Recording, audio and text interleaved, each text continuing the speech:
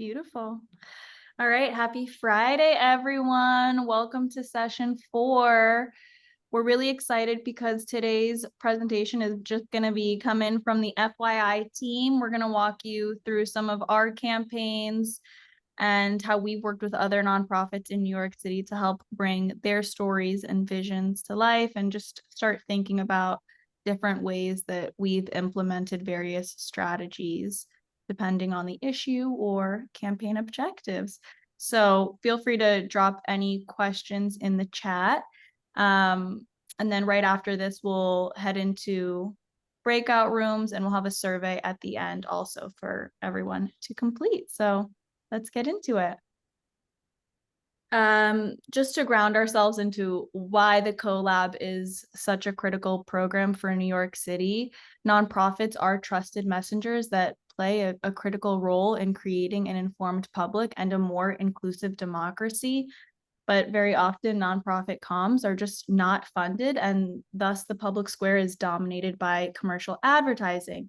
So through this program, we're really helping nonprofits have equitable access to the public square and make sure that their information and messages are reaching those communities that need it most and are able to access those programs or resources that nonprofits are developing and working very hard on in New York City to help build a better world and a more inclusive democracy in general. So this program is very unique. There's not many other organizations that have run a similar program. So FYI feels very lucky to be working with all of you volunteers and all of the nonprofits and WPP in general to drive what we think is a very critical piece in systems change, because together we are amplifying the nonprofit's impact, everyone that's involved. We are empowering those community-based groups to navigate their perhaps limited resources when it comes to communications and outreach to drive greater impact and have a more sustainable mission that will live in the community even longer.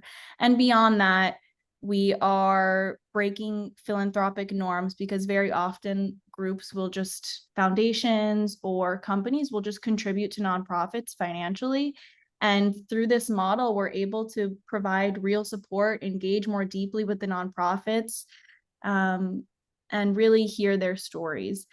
And beyond that as well, it's, especially New York City, it's a crowded media landscape. It's the most expensive media market here in the city.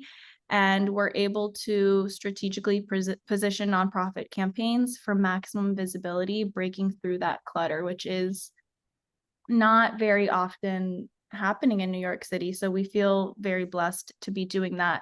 And last but not least is we're breaking power structures by giving agency to those on the front lines, all of our nonprofits that are joining us today that get to work with the communities across New York City.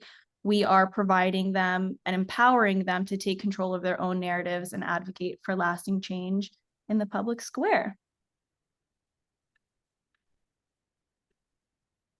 So I want to start off by talking about some different media planning and buying. I'm sure all of the volunteers are familiar with these different categories, but just to fundamentally start here for the nonprofits as we're thinking about the different tactics, you can definitely think beyond this and get much more creative and innovative with your tactics, but this is a good baseline to think about where you want your messages to live.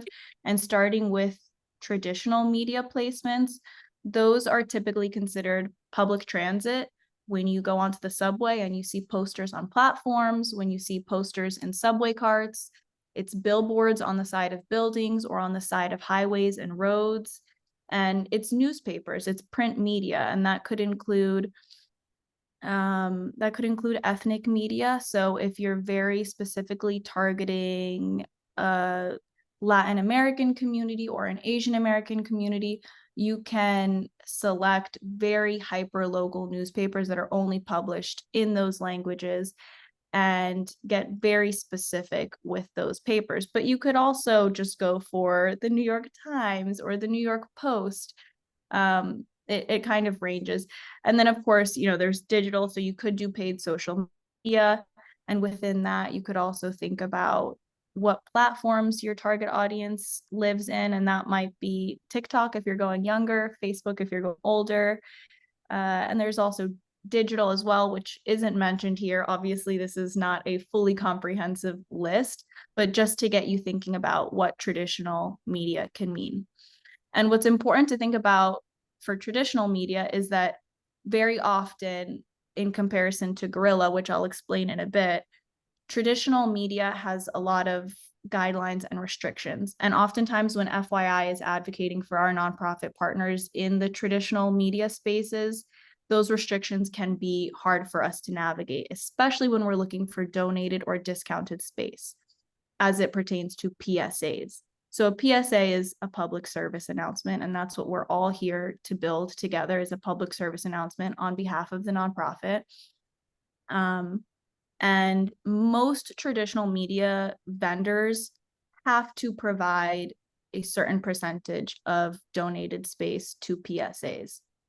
Now, they have strict guidelines as to what a PSA can be defined as. So it usually has to pertain to public safety, public health. It kind of ranges, and it depends on the vendor how they define it. But it's important to think about, because as we've encountered, some messages do get declined depending on the topic. If it relates too much to public policy, we've absolutely gotten ads declined because it says the word climate change or because it says the word incarceration. It has happened before.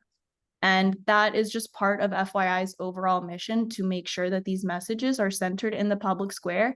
And sometimes because of that, that's when you have to go into the guerrilla space. And so what guerrilla media placements might include are wheat pasted posters. So those are those wild posters that you see on construction sites.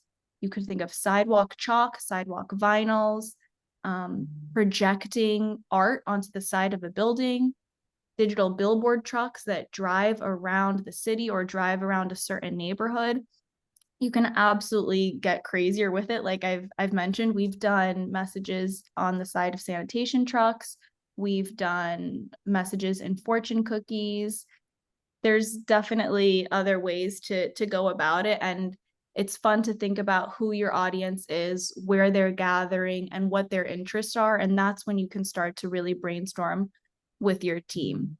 And then, of course, there's donated, and this can touch on anything, but I just wanted to signal that that is going to be something FYI is absolutely going to advocate for all of you.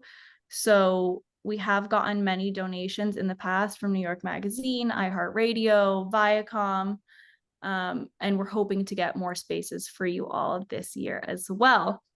But the absolute for sure donated space that everyone is going to get today is the PSA network. And that is a community media cooperative that FYI runs. It is our cornerstone program, and it is something very special, near and dear to our heart, because it is unlike any other media space in the city, and it really goes off of the idea of bridging trusted messengers. So the PSA network exists in community spaces across New York City. So you can think of WIC centers, food pantries, supportive housing facilities, older adult centers, community centers. And within those spaces, we have digital screens that air other nonprofits' PSAs completely free. So this is a donated media space, a free resource for any nonprofit to get out the word about their message within other community spaces. So because of that, it's much more targeted than any other bus shelter or subway placement, because you know you're already reaching those folks who are seeking support and resources. And then beyond that, the PSA network, we've built a recent partnership with Link NYC. So beyond the community spaces, all of the PSAs will run citywide on Link NYC screens, and we'll hopefully get some beautiful photos of everyone's PSAs. So it is important that when everyone submits their strategy deck, you have some sense of a timeline, so we can start reserving space on the PSA network content calendar for you all.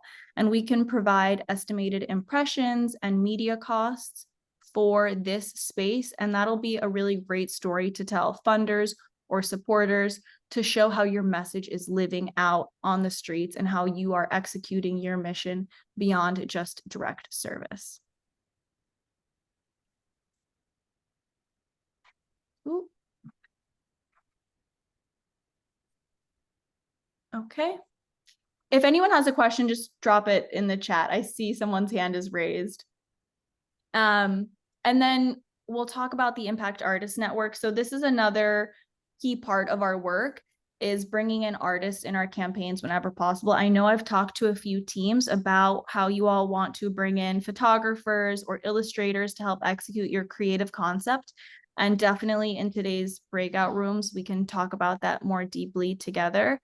But I think it's great that everyone's thinking about that, because it is of critical importance to us that when we are building campaigns, the team, the creative team, the strategy team, we are simply facilitators. We are a platform, and we are here to amplify the stories of those that are directly impacted, that are on the front lines.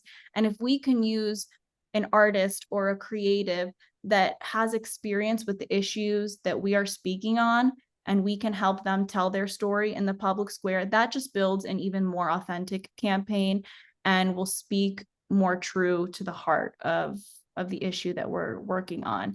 So we've done art installations, we've worked with poets, we've worked with illustrators, different collectives. So it's, again, important to think outside of the box, but think about who in your community would be able to speak to the heart of your mission and your campaign. All right, so now I'm going to walk us through some fun campaigns that we've done recently. So one of the coalitions we worked with this past year was the Fair Chance for Housing Coalition, and they are a group of advocates, legal service providers, human service providers, and people who have experienced housing discrimination, working to pass the Fair Chance for Housing Act in New York City to protect people with conviction records from housing discrimination. So this one was a little bit different because they did want to change the narrative on what it means to be living with a criminal record and to be looking for housing. But with that being said, they were specifically looking to pass the act. So that meant that they wanted to target New York City Council, and we needed to be in that specific area around town hall and make sure that we were reaching those folks that had the power to pass that act. So what we did is we launched the campaign on Valentine's Day.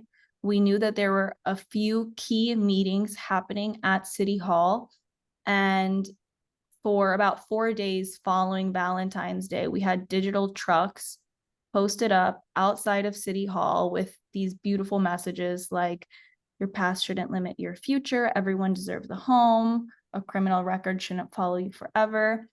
And then we had an entire team of canvassers and advocates posted up with Valentines. We attempted to hand out little PSAs that were disguised as Valentines, but on the back of them, they had information about what was going on, not just about the act, but about the issue and what it meant to pass this for so many individuals in New York City.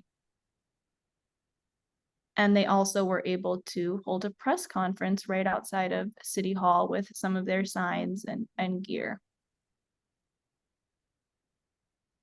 This was another overlapping advocacy and narrative change campaign for Treatment Not Jail. This was our work with the Urban Justice Center Mental Health Project. And our work with them continues, but this was one of the main points of the campaign that occurred earlier this year. They specifically wanted to target the state capitol building in Albany, and their hope was to pass this act, which essentially expanded eligibility for treatment and support for court-involved individuals with substance use challenges. So they wanted to make sure that people that had mental health issues were receiving fair treatment and were not going straight to prison or jail. So we, one, needed to change the narrative on what public safety meant. So a big message for us was that public health equals public safety, and we need to protect those that were facing those challenges. And luckily enough, Urban Justice Center had been doing a lot of research and a lot of interviews with folks on Rikers Island. So we were able to pull all of their community research, not just from directly impacted individuals, but from public defenders, from judges, from the mothers of those directly impacted, and publish those all over the place. We had digital trucks again outside of Albany. And then one of their sponsors in the legislative office building was able to get us about 6 easels that we were able to create infographics and almost mini billboards so that anyone walking through that building would see the Treatment Not Jail Act. And I recommend everyone here to think about, and the nonprofits specifically, what organizations, what partners do you have in your network that might provide you with space or anything high visibility that you can utilize and you can leverage to your advantage to maximize your reach. And then we also help design their policy brief just to maintain this consistent visual aesthetic for the campaign. And they handed these out to legislators as well. And then we also got a billboard on the side of I-75 for any legislators entering into Albany from New York City or other nearby neighborhoods. And this was a really big piece for them. And they were really happy to have a photo of something that was so highly visible, showing that they're trying to get this message out into public discourse, into the main conversation. This campaign was a little bit different from the first two. This is Release Aging People in Prison. And they were specifically just looking to bring more people into their mission. So Release Aging People in Prison, they work to reunite families. And so they work with people in New York City who have loved ones that are in jail. And they want to help advocate for those family members to stand up for their parents, their grandparents who may be in jail and are getting much older and they just need the help to get out. So this was one of those hard ones where their message was originally rejected on bus shelters because of the messaging. And we had to rework it to ensure that it was getting passed as a PSA. In the end, we landed with family reunification, community safety, and redemption. And the call to action plugs their support tools and resources to show that we weren't necessarily just advocating for the freedom of certain people in prison. And that was a concern that the vendor had. We needed to show that this was genuinely connecting people to help. And I should also mention, RAP has amazing content in terms of photography and of those loved ones that were in jail or folks that were reunited after leaving jail. So we were able to use that to our advantage and add some hopeful visuals, some illustrations that helped soften the storyline.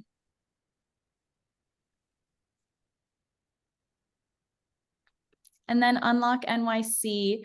I love all of these campaigns. I'm so happy that we get to walk you through all of these. Unlock NYC is an amazing, amazing resource for folks with Section 8 housing, with vouchers. And they specifically built these digital tools to help folks that were facing housing discrimination to report it. So very often, if you have a housing voucher and you're applying for an apartment, landlords will try and reject you.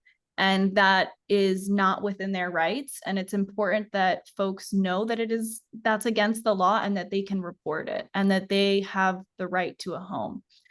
So we were able to place posters all over the subway platforms citywide saying, do brokers and landlords keep saying no to your voucher? Use our tools to record and report housing discrimination right from your phone. Boom, a QR code to access the tool. And what we found so important about this partnership was, number one, we were able to get the term housing discrimination on subway platforms. And that felt like a really big deal for us because it is not very often that you see the words housing discrimination so prominently in public spaces. Number two, because Unlock NYC is built by a team of folks that are directly impacted by Section 8 housing discrimination and have endured it and have led them to building this tool, right next to the logo across all of our assets, we said that this tool was created with and led by tenants who have been there. And that's really important to consider.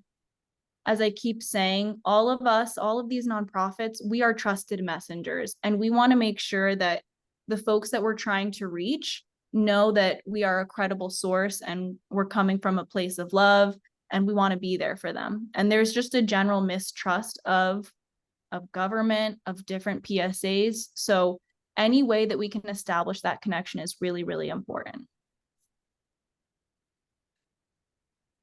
Okay, so next steps. Lena is going to drop a survey into the chat for everyone to complete. It should take about 5 minutes. This is really important for us because, as you all know, this collab program is our first iteration. It's been a pilot, and we're looking to gain some feedback so that in our next iteration, we can continue to improve and better support you all. And then beyond that, we'll go back into our breakout rooms and work on our strategy decks. And then if anyone has any challenges or concerns or needs an extension on their strategy deck, just feel free to email, but we'll be hopping into the breakout rooms. So let's start with the survey, and I will end screen share. And if anyone has any questions, feel free to drop them in the chat.